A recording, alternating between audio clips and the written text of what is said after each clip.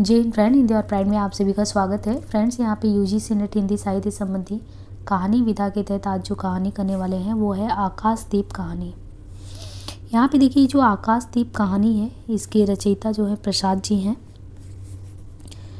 प्रसाद जी जो कि छायावादी एक जो दौर रहा है उसके युग प्रवर्तक आधार स्तंभ के रूप में देखे जाते हैं, जिनका जन्म 1989 से लेकर 1937 तक का जो इनका समय रहा है। आधुनिक हिंदी साहित्य के प्रसिद्ध लेखक, उपन्यासकार, नाटक, कवि और कहानीकार, यानी विविध विधाओं में अपनी लेखनी चलाई, ये कह सकते हैं। और इनका जन्मस्थान भी पूछा जा सकता है, तो इसमें ये है जो जन्मस्थान का इनका है, ये 1889 को उत्तर प्रदेश का वाराणसी, और वाराणसी में काशी में सुगनी साहू नामक प्रसिद्ध वैश्य परिवार में इनका जन्म हुआ था। और इनके जो दादाजी थे उनका नाम शिवरतन साहू और पिताजी देवकी प्रसाद और बड़े भाई शंभू रतन थे। तो पारिवारिक इनकी पृष्ठभूमि जो है बहुत ही समृद्ध परिवार के थे, फिर भी इन्होंने हिंदी साहित्य के क्षेत्र में अपना अद्वितीय स्थान बनाया हुआ है।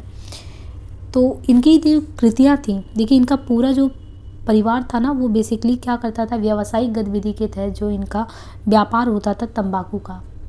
परंतु ये कभी भी अपनी साहित्य को अपने जीविकोपार्जन का साधन नहीं समझते थे, साहित्य को सेवा के रूप में देखते थे। इन्होंने साहित्य की सौदा, यानी जो साहित्य का सौदा होता नहीं कि अपने पैसों के लिए भी कर देना, तो वो चीज़ इनके साथ नहीं था। तो इनका जो व्यावसायिक गतिविधि था वो अलग था, और साहित्य में सेवा जो इनकी खुद से जो इच्छा थी वो सेवा के प्रति यानी निष्ठा भाव से इन्होंने किया था। इनका जो संग्रह है आकाशदीप करके है, 1929 में आकाशदीप नाम से ही संग्रह है। तो हम जो ये आकाशदीप कहानी पढ़ने वाले हैं, तो जैसे कोई भी कहानियों का संग्रह होता है तो उसमें कई कहानियों को कलेक्ट करके रख दिया जाता है, तो ये जो संग्रह है इसका नाम ही आकाशदीप 1929 में संग्रह आया। इसमें जो कहानियाँ हैं वो आकाशदीप है, ममता कहानी है, स्वर्ग के खंडहर में, सुनहला सांप, हिमालय का पथिक। इनके अलावा जैसे और भी कहानियाँ हैं इम्पॉर्टेंट इसमें संकलित, जैसे प्रतिध्वनि पूछा जाता है किसमें संकलित कहानी है, तो प्रतिध्वनि भी जो है आपका इसी में जो है संकलित आकाशदीप में। भिखारिन कहानी है, कला है, देवदासी है, समुद्र संतरण कहानी है।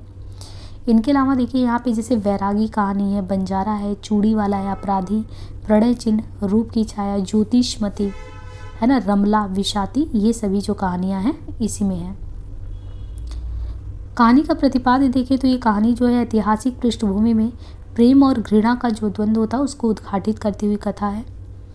कर्तव्य और प्रेम के अंतर्द्वंद, यानी पिता की हत्या के आरोपी बुद्धगुप्त से ही प्रेम से जूझती जो चंपा है उसके द्वारा संपूर्ण जीवन कर्तव्य के लिए समर्पित करने की एक रोमांटिक कहानी है। इसमें देखिए एक पुत्री जो है अपने पिता को खो देती है, तो उसे लगता है कि जिससे वो प्रेम करने लगी है वो जो है वही व्यक्ति है, और अपने पिता की जो है जो उनकी जो आजीवन आप कह सकते हैं कि वो उसको ग्लानि रह जाती कि उसके पिता का जो मारने वाला हंता जो है वही उसका प्रेमी है, इसलिए वो आप समझिए कि अपने प्रेम का ही त्याग कर देते इस कहानी में। तो पिता की हत्या का प्रतिशोध इसमें दिखाया गया है।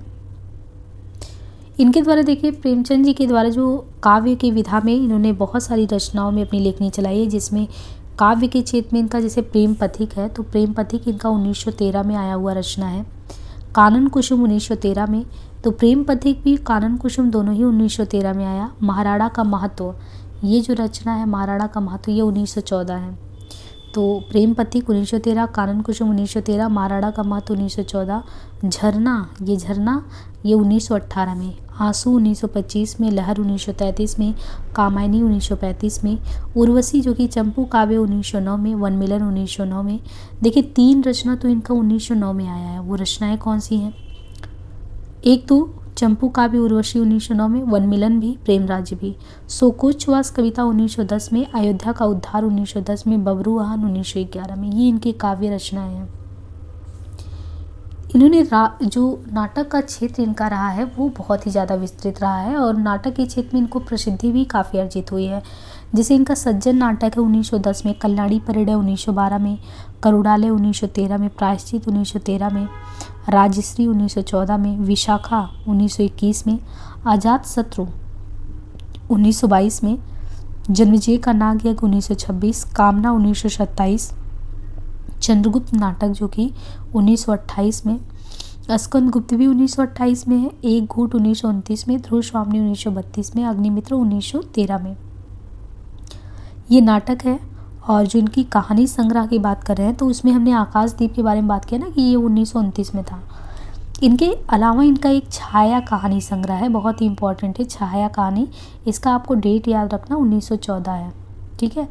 तो छाया जो है 1914 हो गया। प्रतिध्वनि जो है इनका कहानी संग्रह 1926। छाया 1914, प्रतिध्वनि 1926, आकाशदीप 1929, आधी जो है ये 1913 में है, इंद्रजाल 1936 में है। तो कुल 5 कहानी संग्रह हो गया इनका, छाया, प्रतिध्वनि, आकाशदीप, आधी, इंद्रजाल। छाया 1914 में, प्रतिध्वनि 26 में, आकाशदीप 29 में, आधी 1913 में, इंद्रजाल 1936 में। इनके द्वारा 3 उपन्यास हैं। एक कंकाल है, कंकाल उपन्यास इनका 1913 में है। और जो तितली उपन्यास है 1913 में, ये भी है, कंकाल भी तितली भी। इरावती उपन्यास इन्होंने लिखना तो शुरू किया पर वो पूरा नहीं हुआ, तो अधूरा उपन्यास की श्रेणी में आता है। एक निबंध भी इन्होंने सम्राट चंद्रगुप्त मौर्य पे लिखा है। तो नाटक तो इनका चंद्रगुप्त मौर्य पे है ही ऐतिहासिक नाटकों में, लेकिन निबंध में सम्राट चंद्रगुप्त मौर्य पे इन्होंने निबंध भी लिखा है। प्रसाद जी ने कुल 72 कहानियाँ लिखी हैं, है ना। तो कहानी के क्षेत्र में भी आप देखिए 72 कहानियाँ। लेकिन इनकी जो पहली कहानी है, ये क्वेश्चन आता है कि इनकी पहली कहानी कौन सी थी। तो पहली कहानी जो थी उसका नाम था ग्राम। ग्राम यानी गांव को कहते हैं। पहली कहानी ग्राम 1912 ईस्वी में, ये कौन सी पत्रिका में छपी थी। तो इंदु पत्रिका में। तो पहली कहानी ग्राम है, इंदु पत्रिका में। कब छपी, 1912 में। प्रथम छायावादी रचना इनका कौन सा है। तो छायावाद के कवि थे ही। छायावाद के 4 स्तंभों में ये महादेवी वर्मा हो गए, निराला हो गए, पंत हो गए, तो प्रसाद भी आते हैं। तो उन्हीं छायावादी रचना में इनका जो छायावादी रचना के तहत रचना था वो 1914 में था, खोलो द्वार, जो कि इंदु पत्रिका में प्रकाशित हुआ था। प्रसाद जी की कुल 5 कहानी संग्रह में छाया 1912, प्रतिध्वनि 1926, आकाशदीप 1929, आंधी 31, इंद्रजाल 1936। आकाशदीप कहानी संग्रह में कुल कितनी कहानियाँ हैं। तो अभी हमने देखा था आकाशदीप में कुल जितनी है, कुल 19 कहानियाँ तो आकाशदीप में ही है और बहुत ही इंपॉर्टेंट कहानियाँ इसमें हैं। आकाशदीप, ममता, स्वर्ग के खंडहर में, सुनहला सांप, हिमालय का पथिक, भिखारी, प्रतिध्वनि, कला, देवदासी, समुद्र संतरण, वैरागी, बंजारा, चूड़ी वाला अपराधी, प्रणय चिन्ह। तो जब हम ओवरऑल कहानियाँ करवाएंगे ना कहानी के विकास क्रम में और एक एक लेखक पे, तो फिर बहुत विस्तार से कराएंगे। अभी के लिए इनका ये तो हमने परिचय लिया है। और इस कहानी संग्रह की 3 कहानी के ऐतिहासिक जो परिप्रेक्ष्य में, जैसे आकाशदीप, ममता और स्वर्ग का खंडहर, ये कहानी तो है लेकिन ये ऐतिहासिक संदर्भ को लेकर चलता है। आकाशदीप कहानी, ममता और स्वर्ग का खंडहर। लेकिन आज जो हम कहानी करने वाले हैं वो कौन सी कहानी है, आकाशदीप। तो हमें आकाशदीप कहानी के बारे में समझना है। एक रोमांटिक प्रणय प्रधान कहानी है और प्रसाद जी इस कहानी के माध्यम से हमें कर्तव्य पथ पर हमेशा आगे बढ़ना चाहिए, उसके लिए भी प्रेरित करते हैं। क्योंकि आप देखिए कि जो चंपा है वो तो अपने रास्ते पे पिता को खो देने के बाद भी चल रही है ना। तो ये चीज़ है कि कर्तव्य पथ से हमें विचलित नहीं होना है और लगातार उस पर चलते ही रहना है। अपनी संस्कृति और परंपरा के लिए प्रेम का बलिदान देना कहानी के उद्देश्य को दर्शाता है कि पिता का जो हत्यारा है वो उसे क्षमा नहीं कर सकती, भले ही उसे प्रेम करती है। तो ये हमारी जो है संस्कृति, परंपरा, अपनेपन को इनको भी दिखाती है। आदर्श प्रेम की स्थापना तथा प्रेम और कर्तव्य, यानी उसे पता है कि हमारा प्रेम क्या है और हमारा कर्तव्य क्या है। तो कर्तव्य से विमुख नहीं होती है, सिर्फ अपनी खुशी के लिए वो कर्तव्य से जो है विचलित नहीं होती है। तो इस कहानी के माध्यम से ये भी दिखाया गया कि हम लक्ष्य की प्राप्ति की तरफ जब आगे बढ़ें तो हमें अपने कर्तव्य में बहुत सारी बाधाएं आएंगी जिनको हमें पार करना है, उनसे हमें क्या है, विचलित होने की आवश्यकता नहीं है। कहानी की नायिका चंपा वो अकेले आकाशदीप जलाकर बुद्धगुप्त की तरह भटके लोगों को मार्गदर्शन कराती है। इस कहानी के माध्यम से प्रसाद जी ने प्रेम, सत्य, कर्तव्यनिष्ठ, ईमानदारी, सेवा और नैतिकता जैसे शाश्वत मूल्यों को भी स्थापित किया है। तो हम यहाँ पे देखिए पात्र परिचय लेते हैं कि पात्रों में कौन कौन से पात्र हैं। देखिए यहाँ पे मुख्य पात्र में है जैसे बुद्धगुप्त। बुद्धगुप्त जो नायक है ये ताम्रलिप्त का क्षत्रिय है। मैंने कहा ना ये कहानी का जो परिवेश है वो ऐतिहासिक आवरण में है। तो ये जो बुद्धगुप्त है ये ताम्रलिप्त का क्षत्रिय है।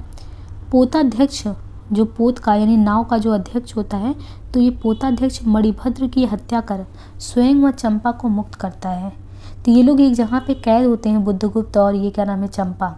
तो जो नाव का नाविक जो इन्हें कैद किया होता है मणिभद्र, उसको ये बुद्धगुप्त मार देता है और अपने को भी आज़ाद कर देता है, चंपा को भी आज़ाद कर देता है। बुद्धगुप्त जो है नए द्वीपों को चंपा द्वीप नाम देता है जहाँ वे रहते हैं। बाली, जावा, सुमात्रा के वाणिज्य पर एकाधिकार स्थापित करता है। चंपा जो कि महानाविक संबोधित करती है। चंपा क्या बुद्धगुप्त को क्या कहती है? महानाविक। चंपा से विवाह कर ये भारत लौटने को इच्छुक है, वहाँ से जहाँ पे ये गया था, लेकिन ऐसा हो नहीं पाता है। अब यहाँ पे जो चंपा नायिका है ये जाह्नवी के तट पर चंपा नगरी की क्षत्रिय बालिका है। पिता मणिभद्र क्या ये प्रहरी है।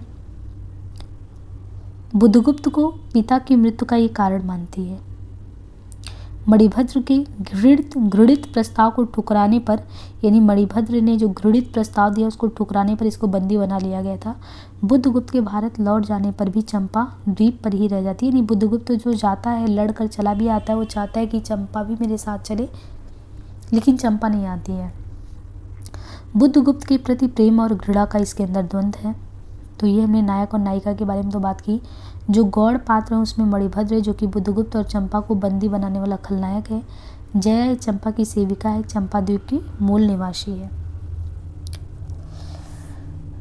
तो हमने ये देखा ना कि बुद्धगुप्त कौन है, चंपा कौन है, मणिभद्र जो पोताध्यक्ष कहानी का खलनायक, चंपा और बुद्धगुप्त को बंदी बनाने वाला, जया सेविका। ताम्रलिप्ति का मतलब है कि बंगाल की खाड़ी में एक स्थित प्राचीन नगर था ताम्रलिप्ति। विद्वानों का मानना है कि वर्तमान ताम्लुक ही जो है प्राचीन का ताम्रलिप्त था। भारतवर्ष में कलिंग, ताम्रलिप्ति ये सब पहले के बंदरगाह थे।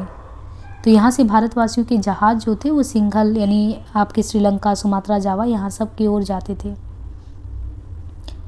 जो आकाशदीप कहानी ये 2 भागों में बटा हुआ कहानी है। पहला इसमें है कि समुद्र में पोत पर, और दूसरा भाग 5 साल बाद चंपा द्वीप पर घटित होती है। तो पहला तो समुद्र में पोत पर और दूसरा 5 साल बाद चंपा द्वीप पर। दूसरा जो भाग है उसमें कहानी में लेखक ये बताना चाहता है कि मानव के आचरण और व्यवहार को प्रेम और त्याग से बहुत कुछ बदला जा सकता है। ये कहानी वही चीज़ आपको सिखाता है कि प्रेम और कर्म के द्वंद्व पर आधारित कहानी आपको सीख देता है कि अंत में कर्तव्य भावना क्या होता है, हमें कर्तव्य पथ पे किस तरह अड़िग होना चाहिए। नायिका चंपा कर्तव्य के आगे अपने प्रेम का बलिदान कर देती है।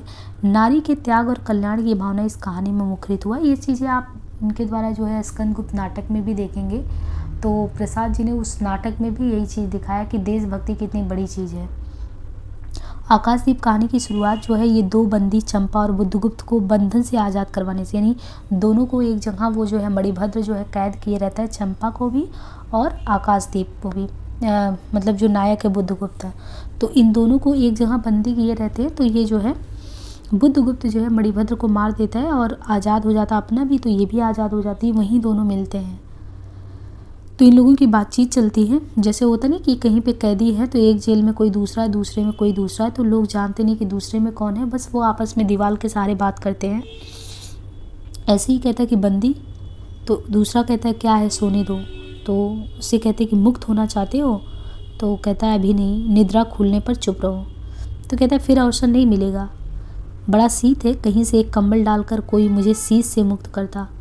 आंधी की संभावना लग रही, एक अवसर यही है, आज मेरे बंधन शिथिल हैं।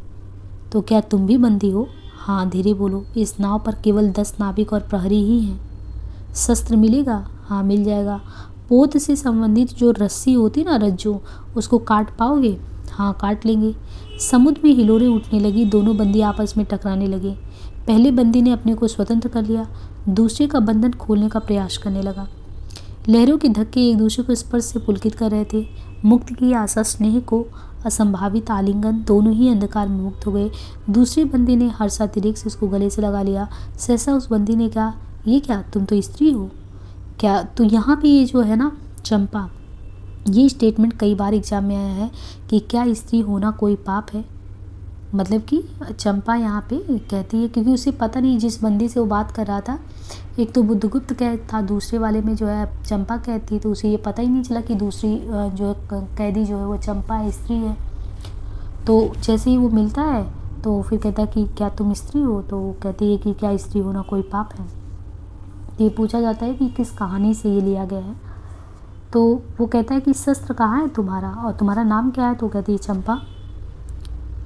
तारक खचित नील अंबर समुद्र के अवकाश में पवन उधम मचा रहा था। अंधकार से मिलकर पवन दुष्ट हो रहा था।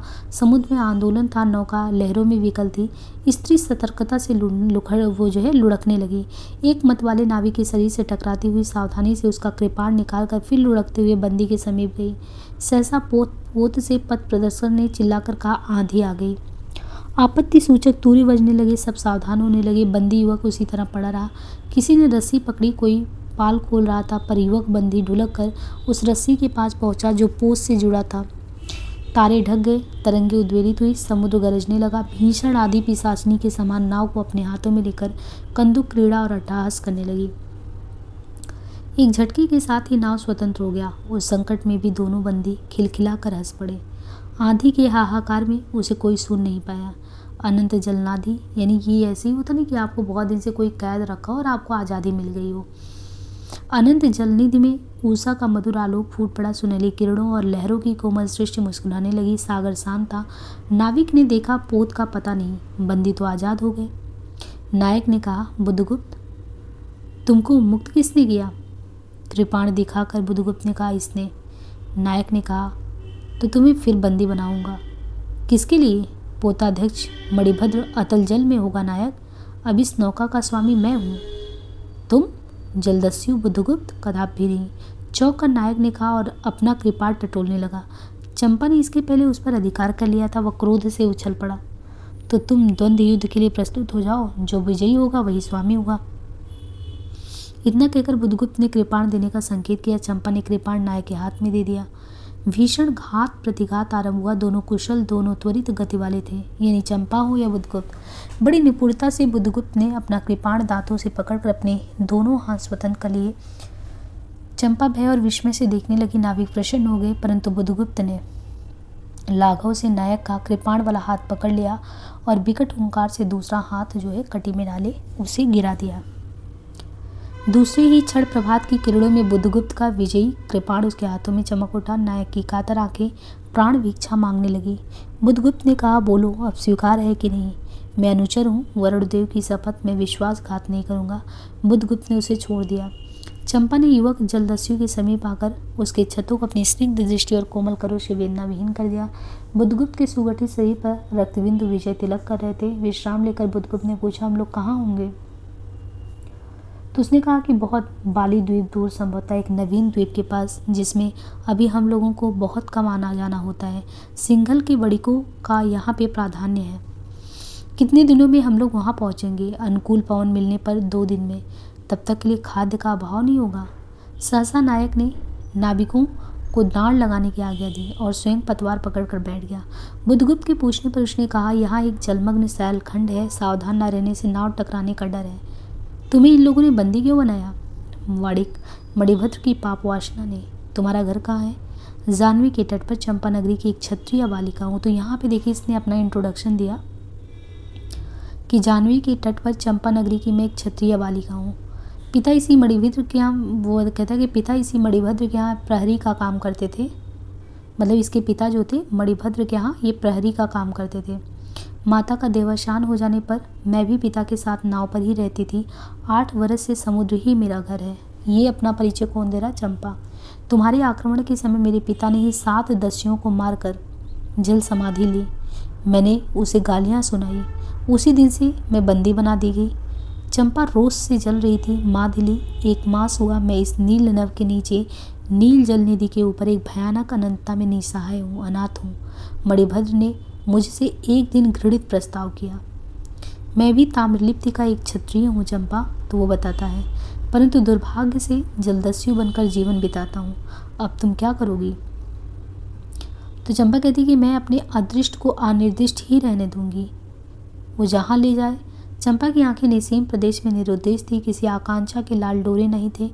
धवल अपांगों में बालकों के सदृश विश्वास था। वो हत्या व्यवसायी दस्यु भी उसे देखकर काँप गया। उसके मन में एक संभ्रमपूर्ण श्रद्धा यवन की पहली लहरों को जगाने वाली थी। समुद्र वृक्ष पर विलम्बमयी राग रंजित संध्या तिलकने लगी। चंपा के असंयत कुंतल उसके पीठ पर बिखरे थे। दुर्दांत दस्यु ने देखा अपनी महिमा में अलौकिक एक तरुण बालिका। वह विस्मय से अपने हृदय को टटोलने लगा। उसे एक नई वस्तु का पता चला, वह थी कोमलता।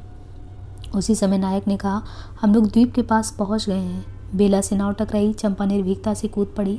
माझी भी उतरे। बुद्धगुप्त ने कहा, जब उसका कोई नाम नहीं है तो हम लोग इसे चंपा द्वीप कहेंगे। चंपा हंस पड़ी। 5 बरस बाद शरद के धवल नक्षत्र नील गगन में झलमला रहे थे। चंद्र की उज्जवल विजय पर अंतरिक्ष में शरद लक्ष्मी ने आशीर्वाद के फूलों और खीलों को बिखेर दिया था। चंपा के एक उच्च सौध पर बैठी हुई तरुणी चंपा दीपक जला रही थी। बड़े यत्न से अवरक की मंजूषा में दीप धरकर उसने अपनी सुकुमार उंगलियों से डोरी खींची। वह दीपाधार ऊपर चढ़ने लगा। भोली भरी आंखें उसे ऊपर चढ़ते हर्ष से देख रही थी। डोरी धीरे धीरे खींची गई। चंपा की कामना थी कि उसका लक्षद्वीप, उसका आकाशदीप नक्षत्रों से हिल मिल जाए, किंतु ऐसा होना संभव नहीं था। उसने आशा भरी आंखें फिरा ली। सामने जलराशि का रजत श्रृंगार था। वरुण बालिकाओं के लिए लहरों से हीरे और नीलम की क्रीड़ा शैल मालाएं बन रही थी और वे मायाविनी छलनाएं अपनी हंसी का कलनाद छोड़कर छिप जाती थी। दूर दूर से ध्युरों का वंशी झनकार उनके संगीत से मुखरित होता। चंपा ने देखा कि तरल संकुल जलराशि में उसके कंदील का प्रतिबिंब अस्त व्यस्त था। वह अपनी पूर्णता के लिए सैकड़ों चक्कर काटता था। वह उन्मनी होकर उठ खड़ी हुई। किसी के पास ना देखकर पुकारा, जया। एक श्यामा युवती सामने आकर खड़ी हुई। वो जंगली थी। नील नभोमंडल में मुख में शुद्ध नक्षत्रों की पंक्ति के समान उसके दांत हंसते ही रहते। वह चंपा को क्या कहती थी? रानी। बुद्धगुप्त की आज्ञा थी। महानाविक कब तक आएंगी? बाहर पूछो तो, चंपा ने कहा। जया चली गई। दुरागत पवन चंपा के अंचल में विश्राम लेना चाहता था। उसके हृदय में गुदगुदी हो रही थी। आज न जाने क्यों वो बेशुद्ध था। एक दीर्घकाय दृढ़ पुरुष ने उसकी पीठ पर हाथ रख चमत्कृत कर दिया। उसने फिर कहा, बुद्धगुप्त, बावली हो गया। यहाँ बैठी हुई अभी तक दीप जला रही हो? तुम्हें यह काम करना है? क्षीर निधि साई अनंत की प्रसन्नता के लिए क्या दासियों से आकाशदीप में जलवाऊं? हंसी आती है। तुमको किसको दीप जलाकर पथ दिखलाना चाहती हो? उसको जिसको तुमने भगवान मान लिया है। हाँ, वह भी कभी भटकते हैं, भूलते हैं, नहीं तो बुद्धगुप्त को इतना आश्चर्य क्यों देते? तो बुरा क्या हुआ इस द्वीप की अर्धनारीश्वर चंपा रानी? मुझे इस बंदीगृह से मुक्त करो। अब तो बोली, यानी वो कहती कि अब तो बाली, जावा और सुमात्रा का वाणिज्य केवल तुम्हारे ही अधिकार में है ना महानाविक। परंतु मुझे उन दिनों की स्मृति सुहावनी लगती है जब तुम्हारे पास एक ही नाव था और चंपा के उपकूल में पड़े लाद कर हम लोग सुखी जीवन बिताते थे। इस जल में अगणित बार हम लोगों की तरी आलोक में प्रभात में तारिकाओं की मधुर ज्योति मिथि रखती थी। बुद्धगुप्त, उस विजन अनंत में जब माझी सो जाते थे, दीपक बुझ जाते थे, हम तुम परिश्रम से थक कर पालों में शरीर लपेट कर एक दूसरे को या एक दूसरे का मुंह क्यों देखते थे? वह नक्षत्रों की मधुर छाया। तो चंपा, अब उससे भी अच्छे ढंग से हम लोग विचर सकते हैं। तुम मेरी प्राणदात्री हो, मेरी सर्वस्व हो। तो ये बुद्धगुप्त चंपा से कहता है। अब यहाँ पे देखिए चंपा का जवाब क्या क्या है कि वो कहती कि नहीं, तुमने 10वीं वृत्ति छोड़ दी, परंतु हृदय तो तुम्हारा वैसा ही आकरूढ़, सदृश और ज्वलनशील है। तुम भगवान के नाम पर हंसी उड़ाते हो, मेरे आकाशदीप पर व्यंग कर रहे हो। नाविक, उस प्रचंड आंधी में प्रकाश की एक एक किरण के लिए हम लोग कितने व्याकुल थे। मुझे स्मरण है, जब मैं छोटी थी मेरे पिता नौकरी पर समुद्र में जाते थे। मेरी माता मिट्टी का दीपक बांस की पिटारी में भागीरथी के तट पर बांस के साथ ऊंचे टांग देती थी। उस समय वो प्रार्थना करती, भगवान मेरे पथ भ्रष्ट नाविक को अंधकार में ठीक पथ पर ले चलना। और जब मेरे पिता वर्षों पर लौटे तो कहते, साध्वी, तेरी प्रार्थना से भगवान ने संकटों से मेरी रक्षा की। और वो गदगद हो जाती। मेरी माँ, आह नाविक, यह उसी की पुण्य स्मृति है। मेरे पिता वीर, पिता की मृत्यु के निष्ठुर कारण जलदस्यु तुम ही हो, हट जाओ। तो यहाँ पे चंपा कहती है कि जो हमारे पिता को मारा गया था वो तुम ही लोगों के द्वारा मारा गया था। सहसा चंपा का मुख क्रोध से भीषण होकर रंग बदलने लगता है। महानाविक ने कभी ये रूप नहीं देखा था चंपा का। वो ठठाकर हंस पड़ा। ये क्या चंपा, तुम अस्वस्थ हो जाओगी, सो रहो, कहता हुआ चला गया। चंपा मुट्ठी बांधे उन्मादनी सी घूमती रही। निर्जन समुद्र के उपकूल में बेला से टकरा कर लहरें बिखर जाती थी। पश्चिम का पथिक थक गया था। उसका मुख पीला पड़ गया। अपनी शांत गंभीर हलचल में जलनिधि विचार में निमग्न था। वह जैसे प्रकाश की उन्मीलन किरणों से अलग थी। चंपा और जया धीरे धीरे उस तट पर आकर खड़ी हो गईं। तरंग से उठते हुए पवन ने उनके वशन को अस्त व्यस्त कर दिया। जया के संकेत से एक छोटी सी नौका आई। दोनों के उस पर बैठते ही नाविक उतर गया। जया नाव खेने लगी। चंपा मुग्ध सी समुद्र के उदास वातावरण में अपने को मिश्रित कर देना चाहती थी। इतना जल, इतनी शीतलता, हृदय की प्यास नहीं बुझी। पी सकूंगी नहीं तो जैसे वेला में चोट खाकर सिंधु चिल्ला उठता है, उसी के समान रोदन करेंगे। या जलते हुए स्वर्ण गोलक सदृश अनंत जल में डूब कर बुझ जाएंगे। चंपा के देखते देखते पीड़ा और ज्वलन से आरक्त बिंब धीरे धीरे सिंधु में चौथाई आधा फिर संपूर्ण विलीन हो गया। एक दीर्घ निश्वास लेकर चंपा ने मुंह फेर लिया। देखा तो महानाविक का बजरा उसके पास है। बुधगुप्त ने झुककर हाथ बढ़ाया। चंपा उसके सहारे बजरे पर चढ़ गई। दोनों पास पास बैठ गए। इतनी छोटी नाव पर इधर घूमना ठीक नहीं है। पास ही वह जलमग्न सैलखंड है। कहीं नाव टकरा जाती तो या ऊपर चढ़ जाती चंपा तो अच्छा होता। बुधगुप्त, जल में बंदी होना कठोर प्राचीरों से तो अच्छा ही है। आह, तुम कितनी निर्दय हो। बुधगुप्त को आज्ञा देकर देखो तो वो क्या नहीं कर सकता जो तुम्हारे लिए नए द्वीप की सृष्टि कर सकता है, नई प्रजा खोज सकता है, नए राज्य बना सकते हैं। उसकी परीक्षा लेकर तो देखो। कहो चंपा। वह कृपाण से अपना हृदय पिंड निकाल अपने हाथों अतल जल में विसर्जन कर देगा। महानाविक जिसके नाम से बाली, जावा और चंपा का आकाश गूंजता था, पवन थर्राता था, घुटनों के बल चंपा के समान छलछलाई आंखों से बैठा था। सामने सैलमाला की चोटी पर हरियाली में विस्तृत जलदेश में नील पिंगल संध्या, प्रकृति की सहृदय कल्पना, विश्राम की शीतल छाया स्वप्न लोक का सृजन करने लगी। उस मोहिनी के रहस्यपूर्ण नीलजाल का कुहक उस पर उठ पड़ा और जैसे ही मदिरा से सारा अंतरिक्ष रिक्त हो गया। सृष्टि नील कमलों में भर उठी। उस सौरभ से पागल चंपा ने बुधगुप्त को दोनों हाथों से पकड़ लिया और एक आलिंगन हुआ जैसे क्षितिज में आकाश और सिंधु का। किंतु उस परिरंभ में सहसा चैतन्य होकर चंपा ने अपनी कंचुकी से एक कृपाण निकाल लिया। बुधगुप्त, आज मैं अपने प्रतिशोध का कृपाण अतल जल में डुबो देती हूँ। हृदय ने छल किया, बार बार धोखा दिया। चमक कर वह कृपाण समुद्र का हृदय वेदता हुआ विलीन हो गया। तो आज से मैं विश्वास करूं क्षमा कर दिया गया, वो कहता है बुधगुप्त। आश्चर्य कंपित कंठ से महानाविक ने पूछा। वो कहती कि विश्वास कदापि नहीं बुधगुप्त। जब मैं अपने हृदय पर विश्वास नहीं कर सकी, उसी ने धोखा दिया, तब मैं कैसे कहूँ मैं तुम्हें घृणा करती हूँ, फिर भी मैं तुम्हारे लिए मर सकती हूँ। अंधेर जलदस्यु, तुम्हें प्रेम करती हूँ। इतना ही कह के वो चंपा जो है वो रो पड़ती है। वह सपनों की रंगीन संध्या तुमसे अपनी आंखें बंद करने लगी थी। दीर्घ निश्वास लेकर महानाविक ने कहा, इस जीवन की पूर्णतम घड़ी की स्मृति में एक प्रकाश गृह बनाऊंगा चंपा। यही उस पहाड़ी पर संभव है कि मेरे जीवन की धधली संध्या उससे आलोकपूर्ण हो जाए। चंपा के दूसरे भाग में एक मनोरम शैलमाला थी। वह बहुत दूर तक सिंधु जल में निमग्न थी। सागर का चंचल छल और उस पर उछलता हुआ उसे छिपाया था। आज उसी शैलमाला पर चंपा के आदि निवासियों का समारोह था। उन सबों ने चंपा को वन देवी सा सजाया था। ताम्रलिप्ति के बहुत से सैनिक नाविकों की श्रेणी में वन कुसुम विभूषिता चंपा शिव का रूढ़ होकर वहां पे आए थे। सैल के एक ऊंचे शिखर पर चंपा के नाविकों को सावधान करने के लिए सुदृढ़ दीप स्तंभ बनवाया गया था। आज उसी का महोत्सव था। बुधगुप्त स्तंभ के द्वार पर खड़ा था। मतलब ये चंपा को एक रानी बना दिया गया था और वहाँ की प्रजा जो है उसको जो है आज बहुत खुश थी लेके। जैसे होता है नहीं कि कोई एक तरीके से आप कह सकते हैं कि रानी वगैरह का तिलक हो रहा, तो कुछ ऐसा आयोजन था। और बुधगुप्त था वो स्तंभ के द्वार पर खड़ा था। सेविका से सहायता देकर चंपा को उसने उतारा।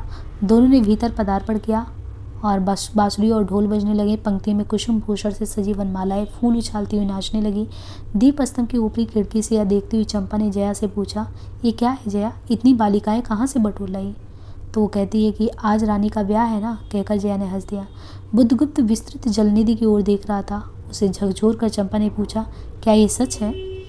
यदि तुम्हारी इच्छा है तो ये सच भी हो सकता है चंपा। कितने वर्षों से मैं ज्वालामुखी को अपनी छाती में दबाया हूँ। तो गुस्सा के कहती है चंपा, चुप रहो महानाविक। क्या मुझे निस्सहाय और कंगाल जानकर तुमने आज सब प्रतिशोध लेना चाहा? मैं तुम्हारे पिता का घातक नहीं हूँ चंपा। तो वो सफाई देता कि मैंने जो है तुम्हारे पिता को मारा नहीं था। वो एक दूसरे दस्यु के शस्त्र से मरे थे। तो वो कहती है कि यदि मैं इसका विश्वास कर पाती बुधगुप्त, वह दिन कितना सुंदर होता, वह क्षण कितना स्मरणीय होता, तुम इस निष्ठुरता में भी कितने महान होते। जया नीचे चली गई थी। स्तंभ के संकीर्ण प्रकोष्ठ में बुधगुप्त और चंपा एकांत में एक दूसरे के सामने बैठे थे। बुधगुप्त ने चंपा के पैर पकड़ लिए। उच्छ्वसित शब्दों में वो कहने लगा, चंपा, हम लोग जन्मभूमि भारतवर्ष से कितनी दूर निरीह प्राणियों में इंद्र और शची के समान पूजित हैं। स्मरण होता है कि वह दार्शनिक का देश है, वह महिमा की प्रतिमा। मुझे वह स्मृति नित्य आकर्षित करती है, परंतु मैं क्यों नहीं जाता? जानती हूँ इतना महत्व प्राप्त करने पर भी मैं कंगाल हूँ। मेरा पत्थर सा हृदय एक दिन सहसा तुम्हारे स्पर्श से चंद्रकांत मणि ही तरह द्रवित होगा। चंपा, मैं ईश्वर को नहीं मानता, मैं पाप को भी नहीं मानता, मैं दया को नहीं समझता, मैं उस श्लोक में विश्वास नहीं करता, पर मुझे अपने हृदय के एक दुर्बल अंश पर श्रद्धा हो चली है। तुम न जाने कैसे एक बहकी हुई तारिका के समान मेरे शून्य में उदित हो गई। आलोक की एक कोमल रेखा इस निविड़तम में मुस्कुराने लगी। पशुबल और धन के उपासक के मन में किसी शांत और एकांत कामना की हंसी खिलखिलाने लगी, पर मैं हंस भी नहीं सका। तो वो कहता है कि चलोगी चंपा, पोतवाहिनी पर असंख्य धनराशि लादकर राजरानी सी जन्मभूमि के अंक में, यानी भारत में। तो कहती है कि आज हमारा परिणय हो, कल ही हम लोग भारत के लिए प्रस्थान करें। तो वो प्रस्ताव देता कि आज हम शादी करें और कल भारत के लिए प्रस्थान करें। महानाविक बुद्धगुप्त की आज्ञा सिंधु की लहरें मानती हैं। वे स्वयं उस पोतपुंज को दक्षिण पवन के समान भारत में पहुंचा देंगी। आज चंपा चलो। चंपा ने उसके हाथ पकड़ लिए। किसी आकस्मिक झटके ने एक पल भर के लिए दोनों के अंधेरों को फिर मिला दिया। सहसा चेतन होकर चंपा ने कहा, बुद्धगुप्त, मेरे लिए सब भूमि मिट्टी है, सब जल तरल है, सब पवन शीतल है। कोई विशेष आकांक्षा हृदय में अग्नि के समान प्रज्वलित नहीं है। सब मिलाकर मेरे लिए एक शून्य है। प्रिय नाविक, तुम स्वदेश लौट जाओ, विभवों का सुख भोगने के लिए, और मुझे छोड़ दो इन निरीह भोले भाले प्राणियों के दुख की सहानुभूति और सेवा के लिए। तो मना कर देती है कि हम साथ में नहीं चल पाएंगे। तो कहता है कि तब मैं अवश्य चला जाऊंगा चंपा, यहाँ रहकर मैं अपने हृदय पर अधिकार रख सकूं, इसमें संदेह है। हाँ, उन लहरों में मेरा विनाश हो जाए। महानाविक के उच्छ्वास में विकलता थी। फिर उसने पूछा, तुम अकेली यहाँ क्या करोगी? तो चंपा कहती, पहले विचार था कि कभी कभी इस दीप स्तंभ पर से आलोक जलाकर अपने पिता की समाधि का इस जल से अन्वेषण करूंगी, किंतु देखती हूँ मुझे भी इसी में जलना होगा जैसे आकाशदीप जल रहा है।